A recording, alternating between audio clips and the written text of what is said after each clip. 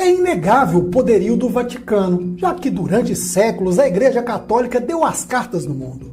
Desde 1929, todo este poder provém do seu centro de controle, que é a menor cidade-estado no mundo. Se andarmos de um lado ao outro, veremos a Basílica de São Pedro e a lindíssima Capela Sistina, uma majestosa arquitetura de uma das cidades historicamente mais significativas da humanidade. No entanto, lá, o que realmente interessa não está na superfície, mas em seu subterrâneo. Temos um grande espaço com uma espécie de fortaleza, fechada ao público e altamente protegida por guardas armados. E neste local, com 70 metros de comprimento e 11 de largura, estão 2 séculos de documentos com uma história incrível. Porém, o que poucos imaginam que não são apenas documentos da Igreja Católica, mas do mundo como conhecemos. O Arquivo Secreto do Vaticano guarda os registros originais de alguns dos momentos mais importantes e conhecidos de nossa história.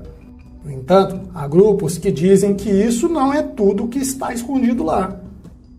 Eles acreditam que, além do que nós imaginamos, lá existem documentos com uma história bem diferente do que nos contaram, como de poderes secretos, profecias apocalípticas e talvez até mesmo de extraterrestres. Durante o século I, a Igreja Católica já guardava e conservava os registros de todas as suas operações. Esses documentos foram confiados aos primeiros papas que levavam junto em suas viagens e, de fato, para qualquer lugar que fossem. Eles eram repassados ao Papa sucessor. Contudo, com o tempo, a religião e sua influência cresceram, assim como a quantidade maior de documentos, até que ficou insustentável. A partir de então, a nova casa para os documentos se tornou a residência oficial do Papa. No século XI, os arquivos foram mantidos em pelo menos 3 lugares diferentes em Roma. Contudo, a Idade Média foi um tempo de conflitos constantes em toda a Europa e por várias vezes saquearam os lugares que guardavam os documentos do Vaticano, perdendo muitos registros. Em 1404, outro saque forçou o Papa Inocêncio VII a fugir da cidade, enquanto os documentos oficiais de mais de 1000 anos de história foram jogados nas ruas como lixo. Como os documentos que sobraram eram de grande importância para a Igreja e para a história humana, o Vaticano elaborou uma estratégia para manter os documentos seguros, mas em um único local. Finalmente, em 1612, o Papa Paulo V ordenou que todos os registros da Igreja fossem armazenados em um lugar mais seguro possível. Esse lugar era diretamente debaixo do Vaticano. E se tornou oficial como Archivum Secretum Vaticano, ou Arquivos dos Segredos do Vaticano. Hoje chamamos apenas de biblioteca, e desde então, lá é seu lugar. Ao longo dos séculos, as maquinações da Igreja Católica moldaram a educação, a cultura e a política no mundo. O que significa que dentro do arquivo secreto estão os registros originais de alguns momentos fundamentais da história. Na verdade, não só da história da Igreja, mas da própria humanidade. Por exemplo, a cópia oficial do decreto papal de 1943, que dividiu o Novo Mundo, após supostamente ter sido descoberto por Cristóvão Colombo. Supostamente porque hoje já sabemos que as civilizações africanas descobriram a América muito antes que Colombo e dos escandinavos. A Intercaetera, que significa entre outros trabalhos, foi um documento entregue pelo Papa Alexandre VI, que seria o chamado Novo Mundo, dividindo entre Portugal e Espanha. Há também uma cópia original do documento que excomungou Martinho Lutero em 1521. Após Lutero publicar 95 teses com fortes críticas à Igreja Católica, ganhou 60 dias para se retratar publicamente. No entanto, Lutero queimou a cópia do aviso e foi expulso da Igreja, o que causou a Reforma Protestante. Da mesma forma que a Causa Anglica, documento publicado pelo Vaticano somente há poucos anos. Se trata da Carta de 1530, em que nobres e religiosos ingleses pedem ao Papa para anular o casamento do rei inglês Henrique VIII com a Catarina de Aragão, para que ele pudesse se casar com Ana Bolena. Escrito em um pergaminho de 1 metro de largura, a carta prometia medidas extremas caso o Papa não atendesse seu pedido. Além disso, registros do julgamento de 1633 em que Galileu foi julgado como herege, por argumentar que a Terra gira em torno do Sol, e não o contrário. outro momento incrível da história da religião contra a ciência. Da mesma forma, as atas do julgamento contra os Cavaleiros Templários. Elas foram descobertas em 2001, após estarem perdidas por séculos devido a um erro nos arquivos. No início do século XIV, no auge do poder, os Cavaleiros Templários foram acusados de heresia e de comportamento blasfemo durante as cruzadas. Muitos foram brutalmente punidos e até queimados vivos. No entanto, os documentos descobertos revelaram a verdade. Em 1308, o Papa os absolveu da acusação de blasfêmia, mudando totalmente a memória histórica do grupo e sua relação com a brutalidade da Igreja Católica. No entanto, há aqueles que acreditam que o julgamento dos Templários não foram os únicos documentos extraviados, ou talvez até escondidos intencionalmente pelo Vaticano, como a cópia original de uma correspondência entre São Paulo e o imperador romano Nero, no século I. Lá, ele confirma ou nega a existência de Jesus Cristo.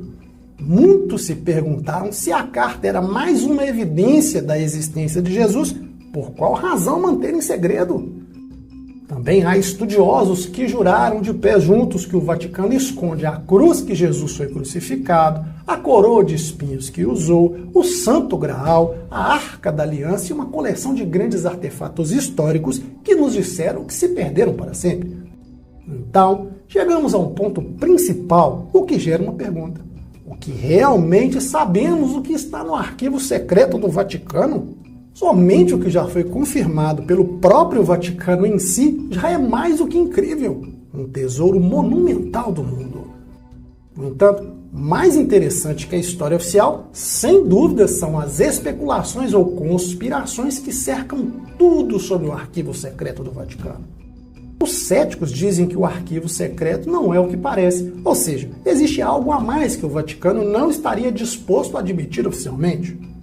Também afirmam que não há mistérios, mas são simplesmente documentos privados, como qualquer outra organização ou empresa. E isso nos leva a um ponto. De fato, o próprio Vaticano estava ansioso para deixar isso claro que em 2009 mudaram o nome do arquivo de Arquivo Secreto do Vaticano para Arquivo Apostólico do Vaticano. Mas há apenas um problema em tudo isso. Independente do nome ou da tradução, os arquivos são um segredo. Ponto final. Até 1881, ninguém, salvo os funcionários dos mais altos escalões, tinham qualquer acesso aos arquivos. Naquele ano, o Papa Leão XIII abriu os arquivos para selecionar pesquisadores. Desde então, seus sucessores continuaram com essa política. Recentemente, o Papa Francisco fez um novo gesto de abertura. Ele justificou que o Vaticano não deve ter medo da história e que houve uma tradução errada da palavra secreto. A correta significaria algo mais perto de privado ou de apostólica. Porém, se você for lá, não pode entrar simplesmente, olhar ao redor e sair pegando o que deseja. Primeiro, devem ser estudiosos e credenciados. Uma vez que o credenciamento é recebido, eles ingressam e nem tudo é permitido. Os pesquisadores podem solicitar até 3 pastas por dia, que não são catalogadas ou organizadas, pois podem conter qualquer coisa. Ou seja, pode levar anos e anos até que algum pesquisador sortudo tropece em qualquer coisa em meio a 70 metros de documentos que seja digno de nota. As credenciais devem ser renovadas a cada 6 meses e podem ser revogadas pela igreja a qualquer momento, o que significa que, se algum pesquisador tropeçar em algo terrivelmente incrível, seu acesso poderia ser revogado rapidamente. Ninguém tem dúvidas que o Vaticano guarda seus segredos firmemente. Porém, se pergunte, você também não faria o mesmo? Lembremos que após grande pressão de grupos de judeus e de direitos humanos, o Vaticano concordou em liberar documentos relativos ao reinado do Papa Pio XII durante a Segunda Guerra Mundial. Muitos criticaram o Papa por não se colocar contra a campanha racial de Mussolini e por não condenar o Holocausto como um todo. E talvez por colaborar ativamente com os nazistas. A questão na mente de todos era, enquanto os nazistas cercavam os judeus em Roma, o que o Papa dizia ou fazia nos bastidores? Afirmando que a igreja não tem medo da história, o Vaticano publicou um punhado de documentos relacionados ao Papa Pio. Infelizmente, estava longe de ser a coleção completa prometida. O que publicaram mais parecia uma campanha para melhorar a imagem pública do que uma tentativa de trazer luz à história, o que gerou críticas duras e, em última instância, evidentemente, ignoradas. E isso é tudo. Quando se trata de seus arquivos, o Vaticano guarda seus segredos de perto, sem se importar com a pressão pública ou o que esses segredos podem realmente significar para o mundo. Claro que isso levanta a questão: será que os documentos que realmente interessam continuam lá, por isso abriram? O histórico da Igreja não ajuda em darmos um voto de confiança.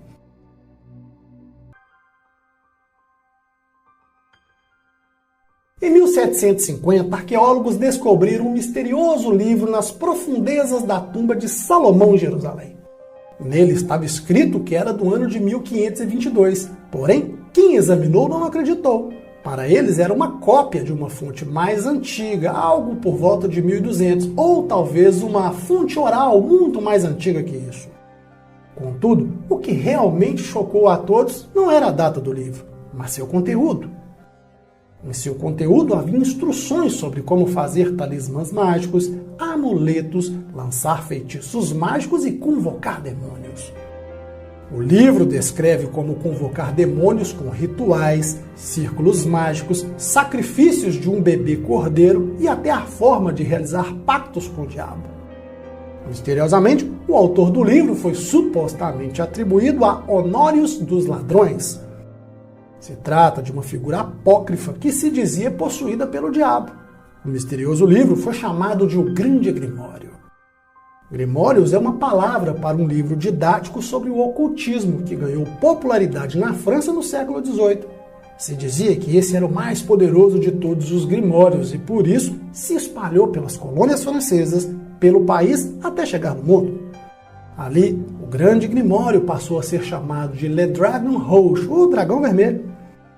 Evidentemente, chamou a atenção as palavras bíblicas do Apocalipse. E viu-se outro sinal no céu, e eis que era um grande dragão vermelho que tinha 7 cabeças e 10 chifres, e sobre suas cabeças 7 diademas. E sua cauda levou após a si a terça parte das estrelas no céu, e lançou-a sobre a terra. No entanto, apesar do suposto poder do Grande Grimório e das minicópias espalhadas pelo mundo, ninguém relatou ter convocado o diabo. Desse modo, a popularidade do livro diminuiu e caiu no esquecimento. Ou talvez a conclusão seja que o Grande Grimório nada mais era que uma farsa. Houve explicações diferentes, como a que não era o verdadeiro Grande Grimório, mas uma cópia editada, comercializada e propagada ao redor do mundo.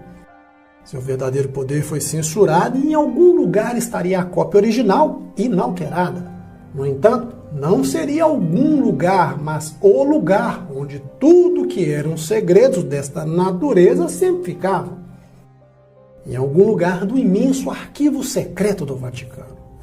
Mas poderia o Vaticano ter acesso a um livro com feitiços mágicos ou mesmo a habilidade de conjurar o diabo? Se for verdade, que outros poderes teriam? Em 1972, apareceu uma manchete bizarra em uma revista italiana chamada La Domenica del Corriere. Um artigo contava o relato de um padre católico chamado Padre Pellegrino Ernetti. Ele afirmou que, escondido nas profundezas dos arquivos secretos do Vaticano, havia um dispositivo que permitia o usuário ver e ouvir eventos do passado. Não uma máquina que enviava uma pessoa de volta no tempo, mas uma espécie de visor do tempo que trazia o passado ao presente. Esse dispositivo poderia sintonizar eventos específicos do passado e exibi-los em uma tela, como uma televisão de viagem no tempo. O dispositivo foi chamado de cronovisor. Foi com ele que Ernetti afirmou que conseguiu ver os últimos dias da vida de Jesus, assim como outros momentos bíblicos, como a destruição de Sodoma e Gomorra e a criação dos 10 mandamentos. O mais surpreendente é que o artigo incluiu uma fotografia do rosto de Jesus no momento da crucificação, que supostamente Ernetti havia conseguido usando o dispositivo. Seria a prova da existência e da função do cronovisor. O artigo causou polêmicas durante algum tempo. em especial nas comunidades religiosas e científicas, até desaparecer da memória. Mas é claro que nunca foi confirmado, porém, igualmente nunca foi refutado. Então, curiosamente, em 1988, o próprio Vaticano emitiu um decreto oficial sobre o cronovisor. Nele advertia que qualquer um que usasse um instrumento com tais características seria excomungado. Então, a pergunta é, mas por que, ao invés de negar a existência do cronovisor, o Vaticano instruiria seus seguidores para não usá-lo? Por que gerar mais especulações? Será que tinha um cronovisor escondido profundamente em seus arquivos secretos, como disse o padre? Ou o dispositivo não abriria uma janela para o passado, mas talvez para o futuro? Em 13 de maio de 1981, em uma tentativa de assassinato, o Papa João Paulo II recebeu 4 tiros de um homem armado na Praça de São Pedro, no coração da cidade do Vaticano. O Papa foi levado às pressas para o hospital, gravemente ferido e perdendo muito sangue. No entanto, milagrosamente sobreviveu. Enquanto se recuperava, atribuiu sua sobrevivência a Nossa Senhora de Fátima, título católico para a Virgem Maria. Em público disse: uma mão puxou o gatilho e a outra mão guiou a bala. Uma vez recuperado, viajou para a cidade de Fátima para colocar uma das balas na coroa de uma imagem da Virgem Maria, agradecendo sua proteção. Mas por que faria isso? Apenas um ato de fé? A resposta está em algo que aconteceu 64 anos antes da tentativa de assassinato. Em 13 de maio de 1917, 3 crianças da cidade de Fátima, Portugal, receberam a primeira de várias visões em que supostamente eram visitadas pela Virgem Maria. Segundo as crianças, a eles a santa revelou 3 segredos que ficaram conhecidos como os 3 segredos de Fátima. Na época, o mundo longe de Fátima estava envolvido na Primeira Guerra Mundial e não prestou atenção a essa história. E havia uma razão para isso. Crianças portuguesas, uma história incrível e, de fato, 3 supostos segredos entregues por uma santa. Não qualquer uma, mas a Maria, mãe de Jesus. Em plena guerra, tudo seria esquecido, não fosse um bispo local. Em 1941, o bispo encontrou a última das crianças viva. Naquele ponto era uma freira chamada Irmã Lúcia. Ela deveria escrever os segredos em um documento oficial. A irmã revelou que o primeiro dos segredos era sobre o sofrimento das almas dos condenados. Nossa Senhora mostrou-nos um grande mar de fogo que parecia estar debaixo da terra.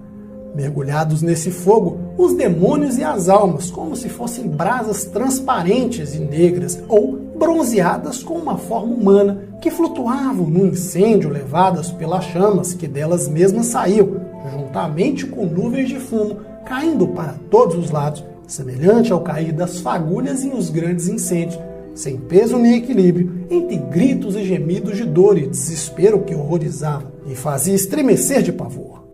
Os demônios distinguiam-se por formas horríveis e asquerosas de animais espantosos e desconhecidos, mas transparentes e negros. Esta vista foi o momento, e graças à nossa boa Mãe do Céu, que antes nos tinha prevenido com a promessa de levar para o céu, na primeira aparição, se assim fosse, creio que teríamos morrido de susto e pavor. O segundo segredo parecia ainda mais profético. Ele previa o fim da Primeira Guerra Mundial ainda em curso, porém, o início de uma guerra ainda pior que viria depois. Vistes o inferno, para onde vão as almas dos pobres pecadores. Para salvar, Deus quer estabelecer no mundo a devoção a meu imaculado coração. Se fizerem o que eu disser, salvar-se-ão muitas almas e terão paz. A guerra vai acabar, mas se não deixarem de ofender a Deus, no reinado do Papa XVI começará outra pior. Quando virdes uma noite alumiada por uma luz desconhecida, sabei que é o grande sinal que Deus vos dá de que vai punir o mundo pelos seus crimes, por meio da guerra, da fome e de perseguições à Igreja e ao Santo Padre. Para impedir, virei pedir a consagração da Rússia a meu imaculado coração e a comunhão reparadora nos primeiros sábados. Se atenderem aos meus pedidos, a Rússia se converterá e terão paz, senão espalhará seus erros pelo mundo, promovendo guerras e perseguições à Igreja. Os bons serão martirizados, o Santo Padre terá muito o que sofrer, várias nações serão aniquiladas. Em meio à Segunda Guerra Mundial, os segredos de Fátima começaram a ganhar reconhecimento do grande público, já que era particularmente comovente. Até que as pessoas se deram conta que faltava o terceiro segredo. O mais estranho é que a irmã Lúcia se negou a revelar o terceiro segredo, alegando que Deus não autorizou a divulgação. Então, a pergunta é, por que Deus se importaria em dar 2 segredos e não compartilhar o terceiro? 2 anos depois, já doente, o bispo ordenou a irmã Lúcia escrever o terceiro segredo. Uma exigência na qual cedeu, uma vez que se morresse, o segredo estaria perdido para sempre. O segredo foi escrito, chegou ao Vaticano dentro de um envelope selado com instruções secretas de não abrir até 1960, quando tudo estaria mais claro. No entanto, quando chegou o momento, o Vaticano divulgou um comunicado oficial anunciando que era mais provável que o segredo permanecesse para sempre em sigilo absoluto. Isso gerou muitas especulações sobre o que poderia revelar o segredo. Seria algo tão dramático quanto a necessidade de ser esquecido para sempre? Como era no auge da Guerra Fria, o New York Times chegou a especular que o terceiro segredo poderia prever a aniquilação do mundo em uma guerra nuclear. Somente nos anos 2000 que o Vaticano deu um passo à frente e fez conhecer o terceiro segredo.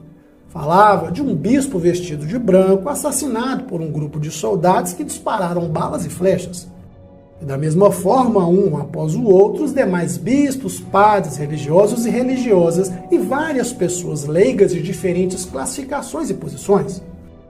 No entanto, o Vaticano orientou que tais palavras deveriam ser interpretadas como linguagem simbólica, já que era o link para o assassinato do Papa João Paulo II em 1981, o bispo vestido de branco no qual falava o segredo. Parecia que 80 anos depois, finalmente as peças do quebra-cabeça estavam juntas. O Vaticano informou ao público que o muito divulgado terceiro segredo tinha a ver com uma tentativa frustrada do assassinato há 20 anos. Então, muitos se perguntaram, era tudo isso? Por que então décadas de segredo? Por que o sigilo absoluto? Por que a proibição inicial de Deus para algo tão relativamente normal? Alguns dizem que a resposta é simples. O terceiro segredo divulgado pelo Vaticano nada mais é que uma grande invenção. É falso. Pouco depois do suposto terceiro segredo, surge um artigo no qual elencava uma entrevista com o então cardeal Ratzinger, que viria a se tornar Papa Bento XVI. De acordo com a notícia, Ratzinger disse ao entrevistador: há mais do que publicamos sobre o terceiro segredo. O mais curioso é que, após se tornar o primeiro Papa e renunciar sua posição ainda vivo, desde 1400, Bento XVI respondeu ao artigo chamando de absolutamente falso. E afirmou que a publicação do terceiro segredo de Fátima estava completa. Mas por que e para que comentar um artigo de quase 2 décadas, já que o mundo enfrentava coisas mais importantes? E até hoje há tantas pessoas que nem podemos contar, nas quais acreditam que exista algo a mais sobre o terceiro segredo de Fátima, tanto quanto dentro do Vaticano. De fato, o mesmo Bento, em 2010, em seu discurso sobre Fátima, disse: seria um engano pensar que a missão profética de Fátima estaria completa. Em uma entrevista em 2020, o arcebispo Carlos Maria Villano disse que o terceiro segredo publicado pelo Vaticano não só estava claramente incompleto, mas que o Vaticano estava envolvido em uma operação para encobrir o conteúdo verdadeiro. Mas se há encobrimento, então o que o mundo não pode saber? O mais curioso é que por volta de 1980, quase um ano antes do atentado contra sua vida, o Papa João Paulo II fez um discurso na Alemanha no qual falou sobre o terceiro segredo de Fátima. Se houver alguma mensagem na qual é dita que os oceanos inundarão seções inteiras da Terra, que de um momento para o outro milhões de pessoas morrerão, não há mais qualquer ponto em querer realmente publicar este segredo. A mensagem é perigosa para querer satisfazer alguém apenas por curiosidade. Será que alguém não está convencido de que nada podemos fazer contra uma catástrofe que foi prevista? 4 anos depois que o Papa foi baleado e anos após a sua recuperação, apareceu um artigo na revista Jesus. Nela, o então cardeal Ratzinger concedeu uma entrevista alegando ter lido o terceiro segredo e que ele estava relacionado a perigos que ameaçam a vida do mundo. De maneira alarmante, o artigo dizia que Ratzinger tinha confirmado que o terceiro segredo era, essencialmente, o mesmo que outra profecia revelada em 1973 em Akita, Japão.